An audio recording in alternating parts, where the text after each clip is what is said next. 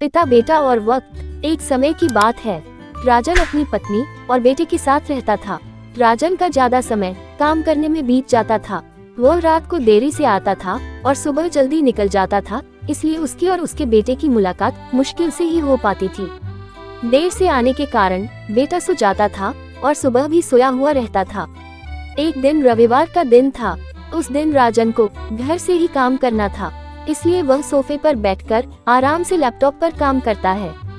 तभी उसका छोटा सा बेटा राजन के पास आकर बैठा। राजन उसकी तरफ नहीं देखता है। बेटा कहता है कि पापा, मैं आपसे एक बात पूछना चाहता था। राजन को लगता है कि उसे कुछ चाहिए होगा, इसलिए पूछ रहा है। राजन बिना बेटे की तरफ देखे कहता है कि हाँ पूछो। बेटा कहता है कि पापा, आप 1 घंटे का कितना कमा लेते हो? राजन को गुस्सा आता है। वो कहता है कि तुम्हें क्या करना है, इस बात से जरूर तुम्हें कोई फालतू की चीज या खिलौना चाहिए, इसलिए पैसों के बारे में पूछ रहे हो। ये सब तुम्हारे काम की चीज नहीं है, जाओ जाकर सो जाओ और मुझे मेरा काम करने दो। बेचारा बेटा चुपचाप जाकर अपने कमरे में सो जाता है।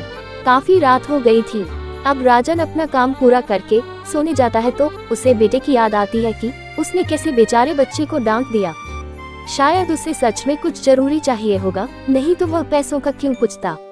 ऐसा सोचकर राजन बच्चे के कमरे में जाता है और उसके माथे पर हाथ फेरता है। मेरे बच्चा सो गया क्या? तभी बच्चा अचानक उठ बैठा और बोला, नहीं पापा, मैं जागा हुआ हूँ। पिता बच्चे से कहता है कि बेटा, मैं उस वक्त व्यस्त था, अब बोलो तुम्हें कितने पैसे चाहिए?